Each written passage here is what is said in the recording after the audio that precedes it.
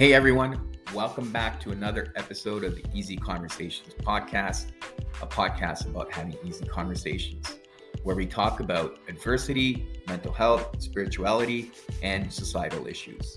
I'm your host, Furkan Danya. In this week's episode, I'm excited to welcome Adam Hart. In this episode, Adam and I discuss burnout and Adam's journey of personal transformation. We both share the experience of burnout from working in the corporate world and how that led us to find our purpose in life. We both realize that often working a job that does not provide meaning can feel more daunting and eventually lead to burnout. Adam also shares the 6-step program he uses to help others on their journey. Adam Hart is an international speaker and best-selling author whose mission is to help busy parents transform their quality of life and develop deeply connected relationships with their partners and children. Focusing on nervous system regulation, energetic attraction, and natural holistic wellness practices, Adam leads his clients to live the best version of themselves possible. To learn more about Adam and to get a copy of his 6-step Unleash Your Energy Roadmap, please visit clearimpact.io. Adam has also graciously offered a 20% discount to the listeners of this podcast if they use the code EASY20 upon checkout. That's EASY20.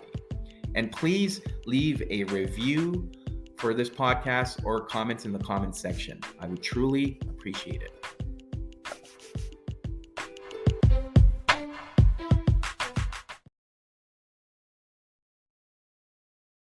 All right, Adam, welcome to the Easy Conversations podcast. Thank you for joining me today and reaching out. I'm really excited about the conversation we're going to have. And before we get into our conversation today, I do want to give you an opportunity to introduce yourself and let the listeners know a little bit about what it is that you do and who you are. Yeah, I appreciate it. Yeah. Thanks for having me on. And I'm a holistic personal transformation coach, and essentially spend a lot of my time working with folks who are feeling a bit overwhelmed and a bit stressed out with how life is unfolding, and want an easier pathway to feeling more abundant. I tend to have a 6-step process that has worked really well for me, and obviously works really well for the folks that I share it with. And I'm happy to spend this time with you and add some value to your listeners. Yeah, well, thanks. And I know when we talked offline, you'd mentioned what really started your journey was going through a bit of a burnout hmm and working in a corporate lifestyle. What was that like, and what forced you to take a different direction? Yeah, I mean, I grew up with the societal norms in terms of what we're constantly being told about how life should unfold for us, whether it's working hard, and eventually you get that the house, you get the marriage, you get the you get the certificates from school, and you're supposed to live happily ever after. And for me, that just didn't work. Eventually, I had burnout at 26 years old, and suffering with depression and anxiety, and having no idea how to feel happy inside. And Mhm. I think there's a large part of what we are experiencing right now in society that has this pull in terms of, we give up a lot of our energy because we're following a model that we feel is the only way it can be for us to succeed. But yet it has so many of us feeling isolated, feeling lonely, and suffering mentally and physically in some capacity. So Mhm. I was definitely in that place and got very lucky that I found a way out. Yeah, yeah, and I think one of the things you'd shared with me previously and what resonated for me in terms of what we share is we both had this need to appease one of our parental figures, right? Yeah. And what was like that for you? Well, yeah, I mean, growing up, I didn't have a close connection to a father figure. My dad wasn't super affectionate. When my parents split when I was 13, I definitely went through a large emotional struggle, a lot of self-esteem, self-worth. And my sister as well, we were both diagnosed ADHD, both labeled as learning disabled. And so we had our struggles. And I really wanted to be the pleasing son. I didn't want my mom to go through any more of what I was identifying as pain and suffering that she was going through. And so I did my best to just, snuff my own emotions and just try to be as good as I could. But I was still very impulsive, very distracted mentally, and got me into some trouble for sure. But it also led to my sugar addiction and some other addictions that I was using as ways to escape what the emotions I didn't want to feel anymore. Right. Yeah. Yeah. I hear you on that. Now, with, you've gone on this journey and you said most of your work is centered around helping people with their personal transformation.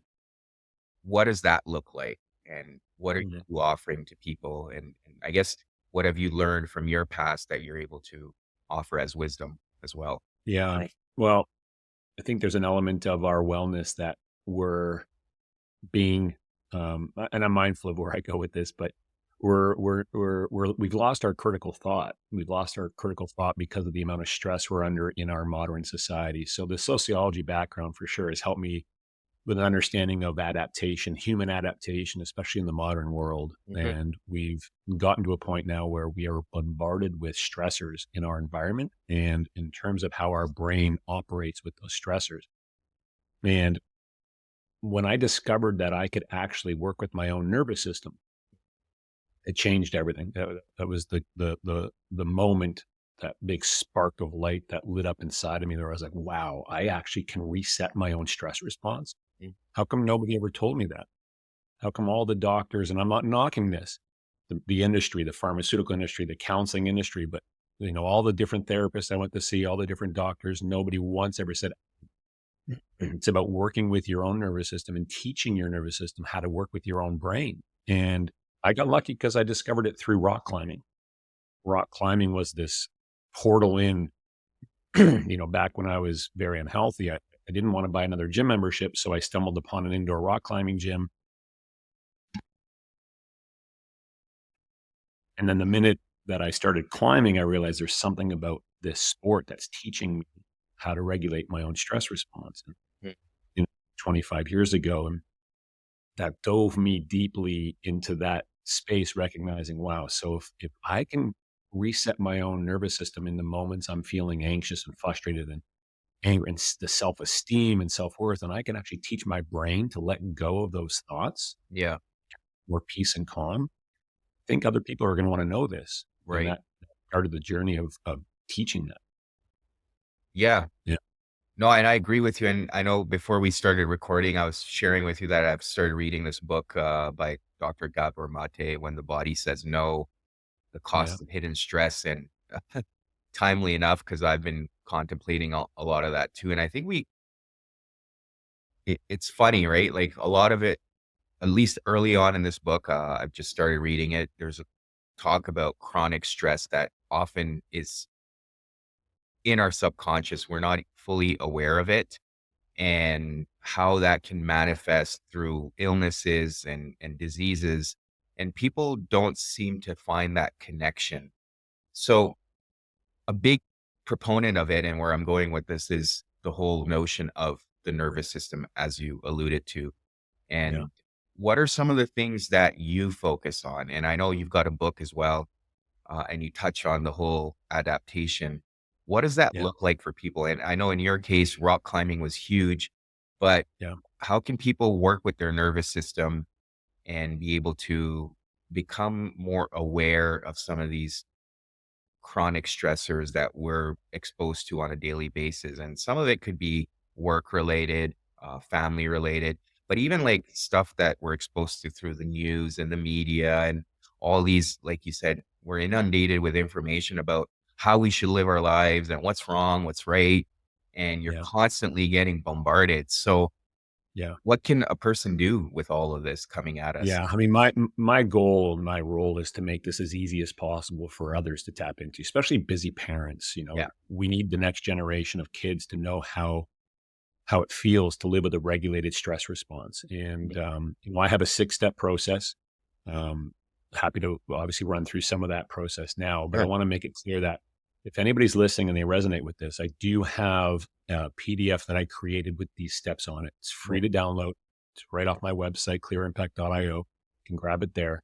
But the key here is recognizing that right now, most of us are living with a brain that we don't even realize is stuck in an algorithm. Yeah. It's learnt over our lifetime how to optimize thoughts to create a response in the body that gives it the energy it wants. Right. And so it took me a while to understand that and recognize, okay, so all these thoughts that I'm having about myself and the way I identify myself and all these stories that my mind has created about my life, they're not real. They're all based off of my brain trying to get me to do a certain thing so that it gets the energy. And predominantly, the two sources of energy that it wants most is hormonally, it wants your adrenaline because it's the surge of energy, and it wants dopamine, which is the voltage of the brain. Right. And so you think in terms of adrenaline, that comes from anxiety, it comes from thoughts of the future. And then when you want to escape whatever is happening in your life, we tend to turn to, the dominant ones. For me, it was sugar growing up. Yeah. But then you also have social media, you have shopping, gambling, pornography, Right. there's so many ways that we're turning to. And so we, for me, it was recognizing that, okay, the number one thing is first step, I need to start to notice the patterns. Where is my mind tripping me up and trying to get me to be reactive? Right. Okay. Once you get that down, then you can start to work with your brain in those moments to Mhm. teach the brain to let go of the use of those thoughts so that you have space for presence. I don't know about how that lands for you. Yeah, no, I mean, I agree. I think that's been a huge thing for me as well, right? And it's funny how it's often even in the case for me where a lot of it comes from childhood too, this programming of if I'm not doing something, then I'm being useless, right? I'm not contributing or wasting my time. And yeah, I mean, I it's funny like this whole week. So we were talking like last week, but I have my son here for spring break, and that's obviously caused me to take a break from my normal routine of exercise. And I was reflecting on this yesterday, and I early thinking process, but it's also the messaging we've created around being active and exercising, and I see a lot of it on social media too. There's this push that, if you don't have this certain physique, then maybe you're not living your best life or you're not doing enough. And I really had to sit with that. I'm like, okay, how much of that have I internalized and how much of that am I passing on to my son? And, as we were talking about as you alluded to earlier as well, this intergenerational trauma that we inherit from our parents. And I had to really sit there. I'm like, well, am I passing on this trauma to my son?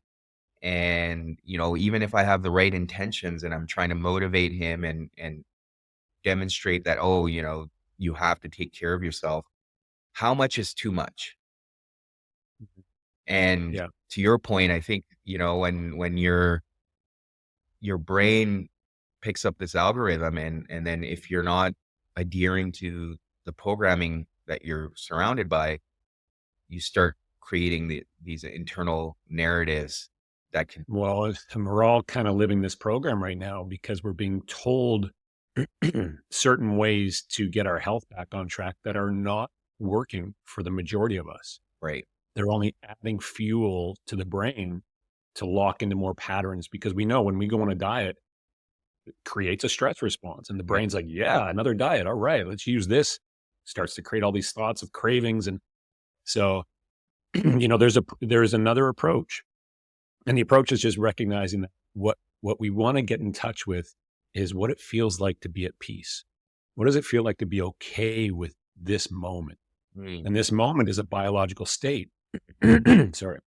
This moment is a biological state, and it comes from harnessing the nervous system into the calm, rest, and digest parasympathetic state.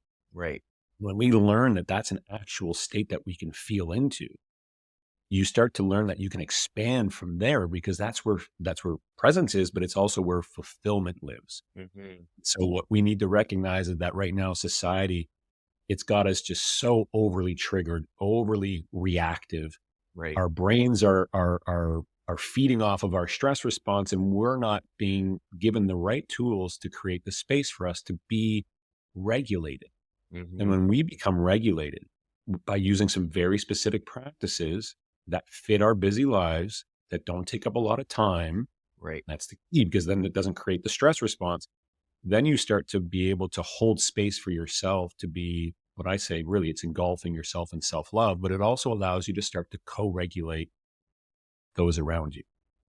That's what our kids need. The kids, when I have two kids, 8 and 11, they don't need the words out of my mouth. Yeah, the words are nice, but what they need is they need my loving vibration from my nervous system.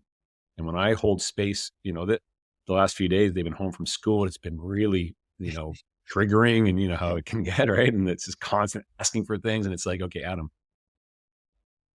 do your practices, create the peace, don't be reactive. Because once I'm reactive, it just feeds their nervous system, their brain loves it. And so one of us has to be the regulator.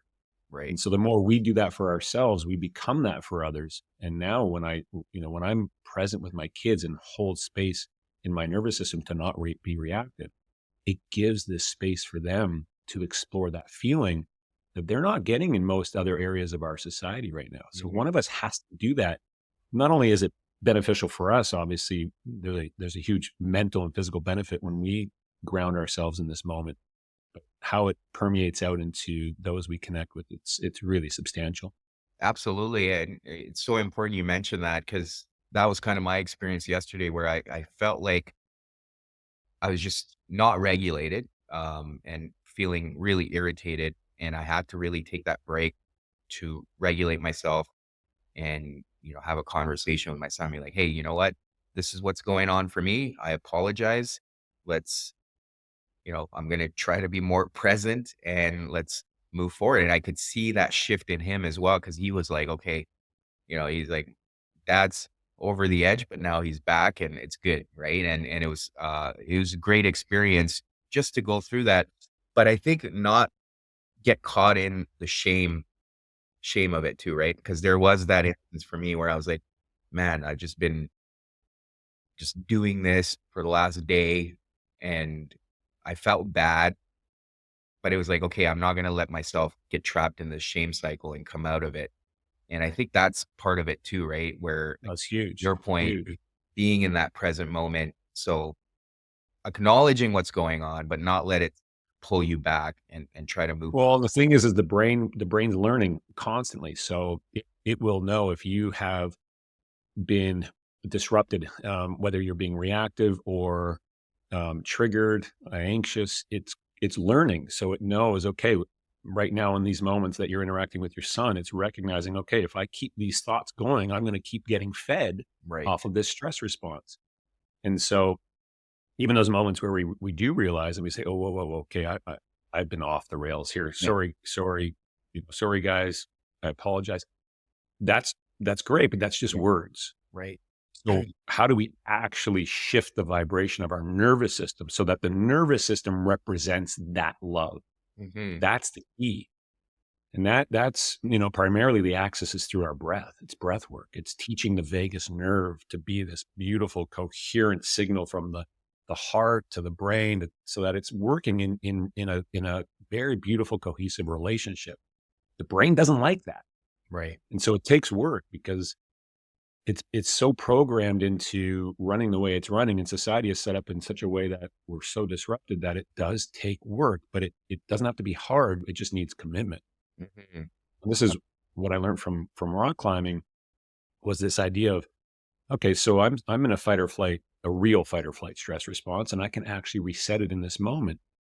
It's like, well, what's this I'm doing? Like, what's with this breath practice that I'm doing while I'm climbing? And you know, when I started to bring the same breath practice in the moments of life into my daily life, I realized, oh, so when I'm freaking out with my kids, I can actually bring myself back. And I know it doesn't seem like a whole lot, but that's all we need. Once we start to learn how to do that and feel the energy it brings back to the body and the mind, you realize, wow, I didn't have to go chasing another diet. I didn't have to go chasing another, because what that does is immediately it starts to manage how your body performs. It starts to decrease inflammation. It starts to balance your hormones. It starts to give your mitochondria back its fuel, and Mhm. your digestion improves, your immune system boosts up. It's like Right. all this comes from operating the nervous system from the parasympathetic state. And we've Mhm. just lost touch with what that really feels like as our life experience.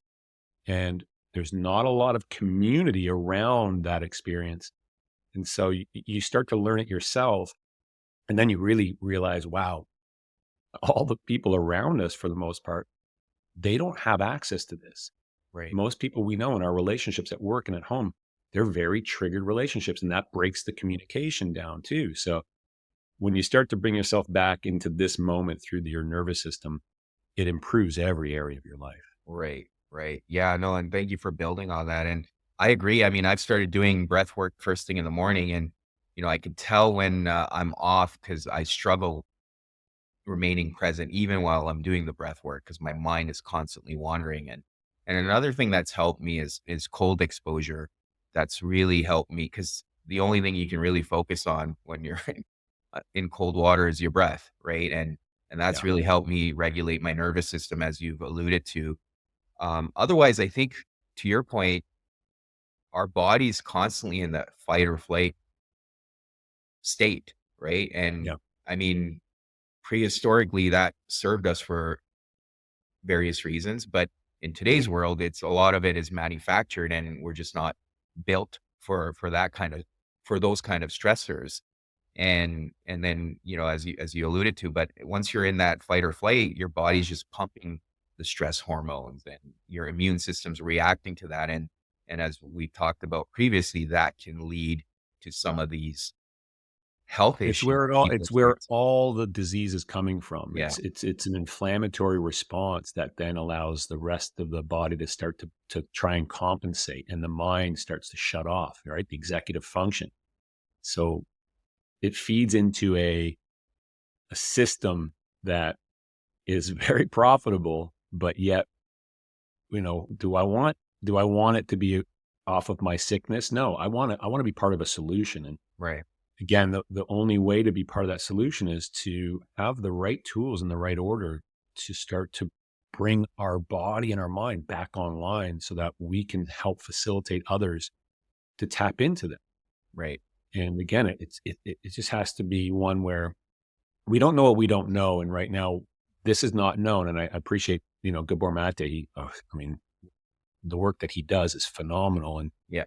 more of us should read and watch and listen to what he's up to, because he's got it right. I mean, Yeah. so much of what we're experiencing is coming from generational experiences, and then our lives as we grow up have a lot of that vibrational experience that we take on, and then we become adults, and now we have all the adult responsibilities of our health, our finance, our career, our relationships. And you start to realize, wow, okay, so there's going to be a manifestation of what you're experiencing because it's Right. coming from your nervous system energy. And so if you pull yourself back and realize, wow, I'm a little frustrated with my finances, I'm a little frustrated with my career, I'm a little frustrated, it's because of how your nervous system is operating. Hmm. And we teach the nervous system to be present. Right. And you mentioned cold thermogenesis. So cold therapy is a beautiful way to train the nervous system. Yes, there's so many benefits to cold water. The only reason why I practice cold thermogenesis is because of how it activates my nervous system Hmm. and teaches me what it feels like to live in a parasympathetic state. And Yeah. that's at the core of all the practices that I do, and all the, I have a program I teach all my clients. It's Unleash Your Energy Foundation. It's Hmm. all about this foundation, which is your nervous system. And in that, you learn a bunch of practices that are only meant to work with your nervous system, Right. not anything else. Like, okay, so if you look at nutrition, for example, and I have a book that I wrote around nutrition, it's not, okay, well, let's learn about nutrition so we have more energy and better quality sleep and lose some weight. No, it's like, how do I use nutrition to teach myself how to work with my nervous system in a way where I feel the power of presence? Right. And when we learn some of these beautiful techniques, you can start to build out your days in a way where that's what you're honoring, just your nervous system. It's not about what the brain is up to, because the brain is going to tell you to chase all sorts of solutions. Mm. As soon as you get symptoms, the Right. brain will automatically turn to, how do I fix this? How do I get rid of it? How do I change this? Right. And that's when you start to create more stress. Yeah. Yeah. But I think what you mentioned earlier too, right? When you're chasing those solutions, there is that release of dopamine, right? So it does feel good Oh yeah. to run after new solutions or try to Yeah. solve new problems. It's part of the brain's use of thoughts. On average, we have 70,000 thoughts a day. And so, the future focused thinking is what anxiety is defined as, really. Right. It's just this default mode network of the brain that loves to always be driving us into a step ahead, a step ahead, a step ahead, a step ahead, because it creates a drip or a big pour of dopamine and also adrenaline. And so the brain's just like, woohoo, this is the best. Let's just Right. keep these thoughts going. Yeah. But then you're living a fraction of who you really are and your possibilities. Right. And so if we're not mindful of how our own brain is operating and teach it to adapt to the amount of stress we have in modern society, we'll never live a fulfilled life. Mhm. Fulfillment, like I mentioned, it comes from the parasympathetic state. It comes from presence. And Yeah. from there, you can learn to then really bring more of that feeling to you by holding space for that feeling to be where you're living from, Right. Right. the manifestation part. Yeah, absolutely. So I want to give you an opportunity, perhaps if you want to expand on the 6 steps you alluded to earlier. And I think part of it is to acknowledge also that like stressors are the reality, right? We are going to have concerns about finances, about our children, about all the things that I mean, we're obviously living in this world and we have to deal with a lot of the realities of life. So the stressors will always be there. But what can people do to manage them in a healthy way? And as you said, like regulate our nervous system and be in that parasympathetic state rather than be triggered and running around with all these stressors causing damage to our health. Yeah. Yeah. And, our nervous system really is our superpowers. Mhm. Stress is a beautiful thing. Right. It's such an interesting human experience that, we know animals have it as well. And to be able to optimize it and use stress to your advantage.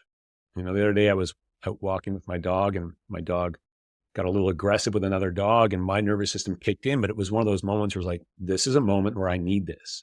Yeah. My dog's 80 pounds and I have to pick her up. And, it's a very useful thing. Mm. But when we learn to manage it, then we realize that we can actually have this beautiful relationship with our mental and physical abilities that we have not been given access to. And so when right away, when I work with any of my clients, and it's a group-based program because you need community around this. We Of need to course. have other people who get this work. The first thing that we start to work on is one is noticing, right? So this is step one, is you just want to start to build out this map of, okay, so what is my mind up to? Let's start to have this helicopter view of the thoughts that I have around finance and career and my relationships and my health. Okay, let's start to map those out. Then the key is you really want to start to, as you find these ones, you want to start to work with your brain in those moments.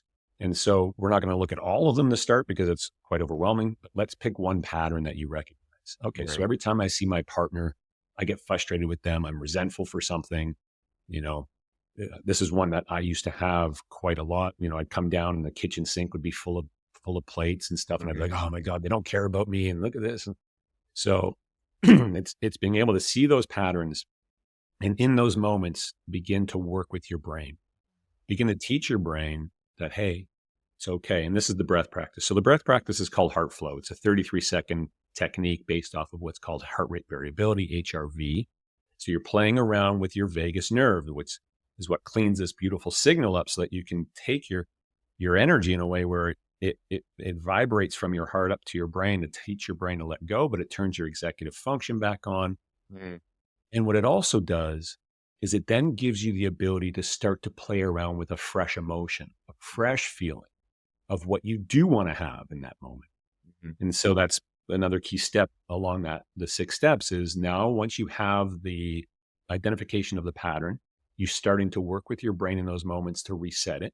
Now you have to but for this to work really well is you want to now change the vibration of your nervous system Mhm. to be in alignment with what you do want. And so there's this whole process of crafting what I call your perfect life vision, Right. where we take all those areas and we really learn how to craft an energy around each of those so that when one of those trips you up during your day, you have the vibration of how you want it to be to replace it with. Right. Because you start to realize pretty quick that that's then what you start to manifest more is that feeling, that Mhm. experience. And so the following steps of that obviously is you want, the community aspect, but also this idea of paying attention. Right. Once you start to do this work, you're going to start to see things showing up in a much more aligned way with how you want to feel and feeling more fulfilled. And the more you notice those showing up, you're going to start to tip the scales so that you start to, instead of operating from 20% present and 80% reactive, you start Right. to flip that. So all of a sudden you can get above water. So you're not drowning anymore. Right. That comes from paying attention to how it's working in your life Yeah. to then where it all of a sudden can be 80% present, 20% reactive. And that's Right. where you want to be. Well, and I think it's almost like building a muscle, right? Takes time and Oh effort, yeah. and the more you do it, the easier it becomes. And to your point, you kind of start Well, and the brain doesn't like it. yeah, yeah, yeah. Of Right? course. It will, and when we start working together, it's why support is such a key piece to this is because the brain, it recognizes, like there's this first week or 2-week period where it's like the honeymoon phase where the brain doesn't recognize quite yet what you're doing, but you start to balance your hormones. So, but in that second week or so, the brain's like, oh, okay, where's my adrenaline? Where's my cortisol? Why are you not being reactive to this Mhm. specific thought that I've been giving you for all these years? How come now you're not reacting? I'm going to get louder. I'm going to try Mhm. and push it even more. And then so you're able to go, whoa, this is so absurd. What is my mind doing right now? It's going Right. crazy. But you have the tools to be able to teach it to let go. And that's the moment.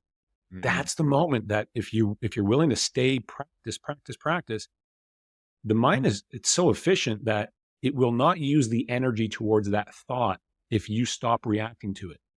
And that's what we want because now all of a sudden that lets go of that pattern and now you have space. And the Right. more we start to do this with more of our thoughts that are blocking us, it starts to open up this doorway for a whole other way of being. Mhm. Mhm. But the brain is, and again, this is why community is so key. We need to Right. have other folks who understand regulation for themselves and then can provide co-regulation while we also go through this. Right. And Yeah. that's pretty rare right now. And then there's an aspect of accountability too, right? I've done some Huge. group challenges, and I think just knowing that other people are doing it or they're pushing themselves almost motivates you to be a part of it, right? And it creates that sense of accountability towards each other. Gotta have accountability. Yeah. Life is just happening. We have tons of responsibilities every day. It shouldn't have to be something where we have to overhaul our lives, but it does take commitment to the practices. And if we don't have some accountability parameters in place, it gives too much leeway for the mind to sabotage. And Right. so there has to be some parameters of accountability that you're willing to be okay with. For sure. For sure. So then, as people become more aware of some of these inherent stressors and start responding differently, what are some of the next steps like that they can do to maintain Yeah, I love these it. Great practices? question. Yeah, and so this is really where the extension of the work starts to be about building even more resilience. And so in the way that I work with my clients, we have our foundation program. It's 3 months, Unleash Your Energy Foundation, and that's really just working with the nervous system, getting your brain to let go of a lot of those patterns, the algorithms around stress, Right. giving you space to be more present. So now that you have this baseline of presence that's above drowning, excuse me, now that you have this baseline where you're above drowning, you can now start to look at those other areas of your life, which I call the energy accelerators. So Right. this is your nutrition. Your sleep is number one, then your nutrition, your fitness, then your environment around you, and your relationships. Mm. And I work really closely with my clients on that. So that's the second program that's all based off of the accelerators that teaches you all those different techniques inside of sleep, inside of nutrition. How can you learn to optimize your nervous system energy in each of these areas now? You cannot, I mean, most of us are looking at those areas now as our primary ways of getting healthy, but we know it for the most part, it creates a stress response. So if your foundation isn't set and you're looking at nutrition, you're going to be in trouble. If your Right. foundation is, your nervous system is all reactive from your brain, your sleep's going to be disrupted, and taking melatonin is okay. Sure. You can find some techniques, but it's not going to get you to where you want to get to. Right. Once Right. the foundation's in place, then you can start to look at all those other areas, and you can start to implement these beautiful practices with more ease, like cold thermogenesis is a great example. That's in the environment section. It's how do you use your environment to boost your relationship with your nervous system? Right. Yeah. Yeah. And I mean, sleep is so important, right? It's one of, I did a podcast a while ago around sleep, and the guest mentioned that it's probably one of the easiest hacks we have in life. And, I think there's more and more research coming out that is validating that too, right? And we often take sleep for granted, right? It's like, oh, I have to do more work, so I'm going to sleep less. It's the first thing Yeah. that we're willing to compromise in. Well, and the brain wants us to compromise because it creates more stress. So, Right. and most of us, well, not most, but a lot of us have our bedroom environment set up in a way where it's a bit of an entertainment center, and we know that that's just going to give the brain more fuel. So, Right. yeah, we have to honor our sleep, and we have to learn how to utilize the circadian rhythm, the 24-hour light Yeah. cycle.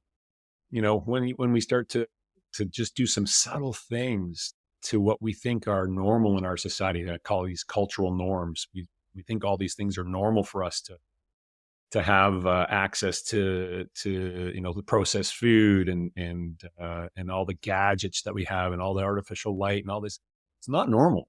Right. But nor should we have to live in a cave. So how do we utilize modern society in a way where it's not so triggering to your own biology, so that you can actually live with technology and all the beautiful things that we have for comfort, but without having it give your brain access to tripping you up so that, you're always feeling a little depressed or a little anxious. You want to feel free and you want to feel fulfilled. And we can do that in modern society. We just need to understand that, again, it comes down to building a very strong foundation and then learning how to build the resilience after Yeah, that. for sure. For sure. And on the topic of nutrition, what do you focus on? Because that is also a big topic, obviously. There's tons of information, different types of diets, and you should do this, you should do that. And some of I mean, majority of the diets contradict each other. So, Yeah. what do people need to focus on? And, the reason why I ask that is because everyone's body type is different. Some may respond differently to certain things, and others may benefit from other forms of diet. So, it's one of the things I look at and focus on is figuring out what works for me, not necessarily Yeah. what works for the other person. Yeah. Yeah. It's huge. I mean, again, the industry is just, especially if you look online in the social media aspect of nutrition, it's so crazy. I mean, I've been in the nutrition space for 15, 20 years. I've got best-selling nutrition books. So, I know the space extremely well, and it's very noisy. Mhm. And at the core of my experience with nutrition is that, yeah, it's like fingerprints. It's my own experience. And Right. the more I create presence in my relationship with food, I'm able to notice what my gut is doing. And there's so much information out there around gut health right now. And Yeah. I think it really is the key because it's part of the linking of the connection to your nervous system. And a Right. lot of neurotransmitters like serotonin are predominantly coming from your immune function is predominantly in your colon, your large intestine. So there's so much happening in the gut that if we can create presence in our experience with nutrition, you're going to manifest the right food for you because it Yeah. all has a link vibrationally that correlates with a feeling. And so if you eat something and you're being present in it, and then your day keeps going on and you're still cultivating a relationship with presence, you're going to notice how it interacts with your body and you're going to Right. notice how you crave differently. And so, one of the hacks or the practices that we teach in the nutrition space of our program is, again, around creating presence in the moment. So let's say, for example, sugar.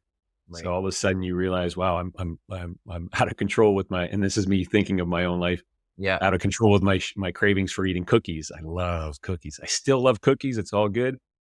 But what I did, and again, what I teach is that in the moments that you're craving those and you're picking them up and the brain's just wanting you to be so reactive to those, that's the moment. That's the moment you stop. You have the cookie in your hand. Okay.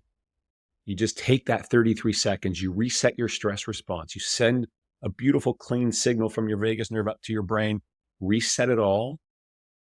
And now feel, okay, there's the cookie in my hand. How am I feeling about this? Do I still want it, or am I okay to let it go Right. and maybe go in the other direction that you're now putting energy towards? Right. Key is that you do not have to eliminate the cookie. This is like when I discovered this, I couldn't believe it. I was like, oh my God, I don't have to diet anymore. I Yeah. just have to create moments of pausing. Right. And so what I found and what a lot of my clients find is that the more that you're willing to do that, and the brain will fight you, it does not want you to stop. It Right. wants you to live in that reactive state, one step ahead, one step ahead. But when you do create that pause, you gain power. Mm. And so it starts to shift the cravings because you start to actually realize, I don't even want this. Right. But it's because you stopped for that split second, reignited your nervous system. It gave you this new opportunity in front of you without having to eliminate anything. Yeah, and I think it goes back to the whole aspect of regulating, right? Because a lot of the times our brain is responding and we're craving something due to a stress, right? It typically a stress response.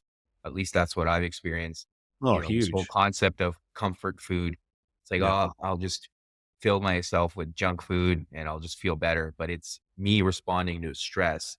And to your point, when you're able to pause and regulate, now you're approaching that craving or whatever you wanted from a different angle, Yeah. right? Yeah. Different It gives perspective. you it gives you it gives you the space to feel powerful.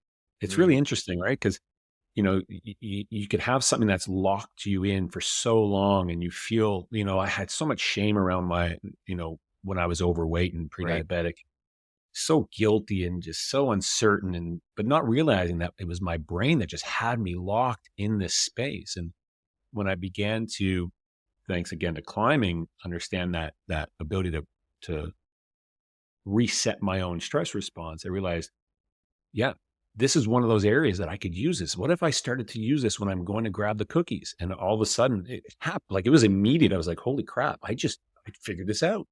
But Right. now I have to commit to practicing. And the more you do, the more you practice, the more you can be okay with some of the reactivity. I still like to drink beer. I still like to eat cookies. Yeah. That's not about perfection, but Right. it's about having that balance where I know that, and I don't know percentage of, exactly, but I'm definitely in the higher percentage of living present Right. compared to being reactive, especially based on where I once was. And I think Mhm. that's what we're after, is just recognizing, okay, that should be my primary focus. My wellness is coming from the way my nervous system operates. And if Yeah. I just learn how to support it to show me what it wants to do and connect to the feeling it brings me, it's really a beautiful wellness path that we all can manage. Absolutely. And I mean, because it's something we're not used to, there's an aspect of neuroplasticity there too, right? You're just forming new neural pathways that don't exist and It's they get huge. stronger the more you use them. Yeah. So, yeah. Yeah. Well, and again, being diagnosed ADHD and learning disabled and, whatever other labels that, I was definitely owning, and, the way my brain functions now and operating, in terms of, managing my kids and having a business and being a loving, caring husband, and, all my own athletic pursuits, because I'm still climbing, I'm still mountain biking, all these other things.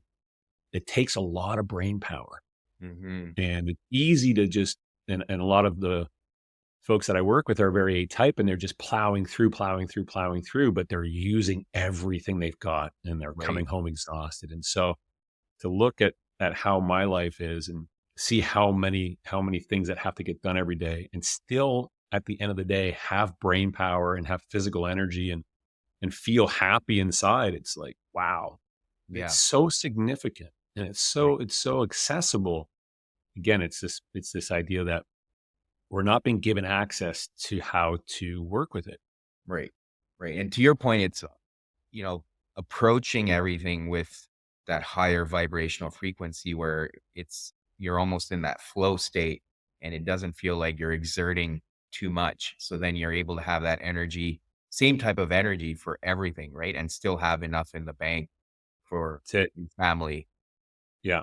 Yeah. Immediately when you honor your nervous system in this way, you're plugging up all those leaks and it's the boat with all the holes. Of course, it's going to start to sink, and eventually the boat's going to sink to the point where, that's Right. that's your health. And, we know it based off of the symptoms we have. And the symptoms are trying to some of them are very subtle, but some of them are trying to scream at us like, hey, pay attention. I'm the brain fog or the agitation or the yelling and being angry, or you're all of a sudden sleep deprived, or all the symptoms are the communication of your mind and body trying to say, hey, I need you to give some attention here. But again, what we tend to do is go into fixing mode, and it just perpetuates the inflammation. And then so when we do start to work with this in this way, we start to plug up a lot of those holes in a way where you gain that energy back, and you start to feel this internal strength that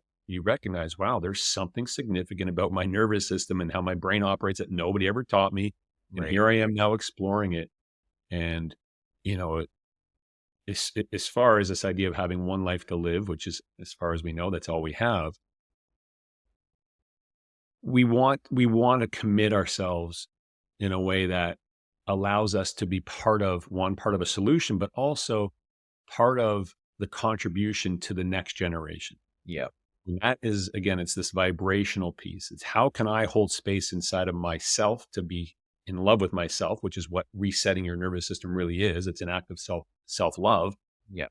and allow that energy to support my kids and those around me so that they can understand that this is a place they can choose to live too. And Right. that's the mission. It's the more of us that are co-regulated, the better off we all are. Yeah. Yeah. Well, I agree. And thank you, Adam, for all of that. I really appreciate it. And but as we come to a close here, I want to give you an opportunity to perhaps share with the listeners if they want to get a hold of you. What are some ways they can find you online, whether it's social media or just your website? I know you alluded to your website earlier, but yeah, what can people do to find you? Yeah. Well, if anybody wants the Unleash Your Energy roadmap, that's the 6 steps that all my Yeah. clients start with, going through, clearimpact.io. They can grab a copy. It's free.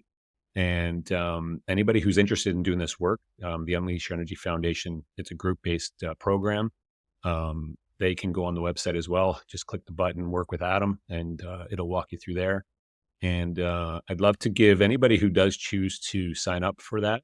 I want to give them a promo code based off of you're having me on the show. If you're okay Yeah. with that, um, Absolutely. we'll just use Easy 20 for 20% off. Yeah. And yeah, I'd love to share more energy with anybody who resonates. Not for everybody, but if you're really ready and Yeah. committed, it's great. Absolutely. I'll put all of that in the show notes for the listeners. So if they want to get in on that, they can definitely take that route and work with you. Right on. Yeah, I appreciate you having me on. Yeah, no, thanks for coming on and sharing all of this. I'm sure listeners will get a lot out of it, but appreciate the work you're doing and all of the knowledge you've acquired to be able to support others on their journey. Right on. Thank you for checking this episode out with Adam. As always, please leave a review or a comment in the comment section. I love hearing from you. And until next week.